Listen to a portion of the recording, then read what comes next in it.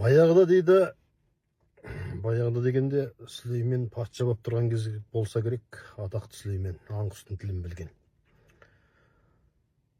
Сол патшалықта көшеде бір адам бір құсты ұстап алыпты да, жайдан жай бейуаз құстың аяқ қолын кесіп тастапты.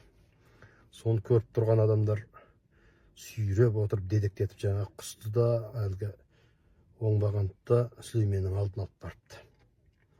Сосын осындай жай бір бейуаз жануарды құсты қорлады мынау. Бұған енді бір шара қылыңыз деп көпшілік Сүлейменге барғанда Сүлеймен ойланып отырып, жарайды мына адамның қолын кесіңдер. Қолымен істеді ғой бұл. Ендеше бұның да көрсін, сезінсін, қолын кесіп тастаңдар деп айтты дейді.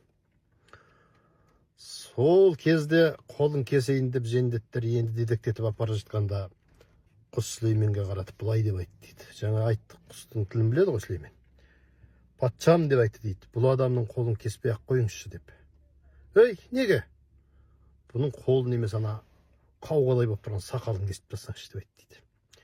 Себебі мен бұның сақалына қарап,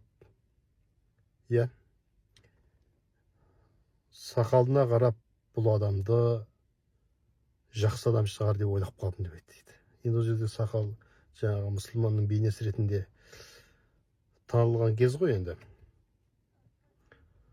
Бұдан біз не ой түйеміз? Бізде қазір дінді көбінде жастар сыртқы формасын қабылдап жаңағы сақал, киім кешек дейсіз ба, балақты кесу дейміз ба, сол жағынан қабылдаймыз да, ішкі мән мұны, діннің мазмұны не, оның мақсаты не, ол адамдарға не береді, нені насихаттайды деген нәрселерге көп бас қатырмаймыз.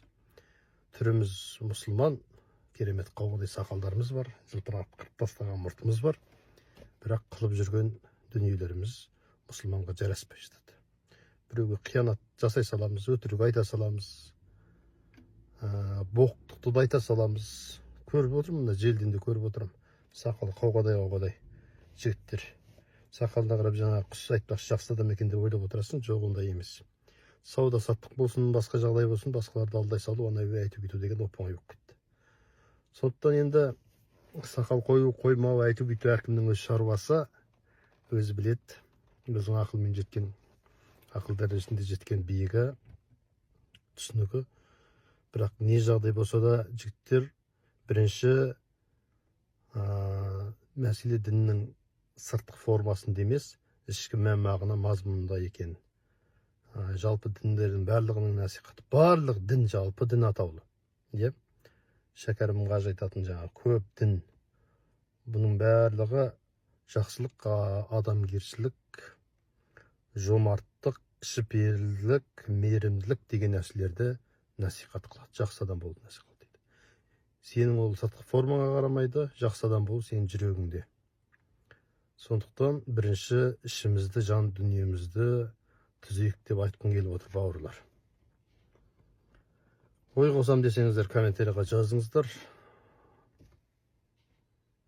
Сол жерден сұрақ, пікірін қате десе, қате болса қатесін айтарсыздар. Мен жалпы солай түсінемін. Енді тағы айтады ғой, жаңағы ақымаққа өскен сақал жүн, ақылдыға өскен сақал жөн деп. Жалпы жүздің көркі сақал деп жатады. Мынандай қырма қазақ бір сақал болады ғой әдемі. Онда сақал тұрған ештеңе жоқ сияқты.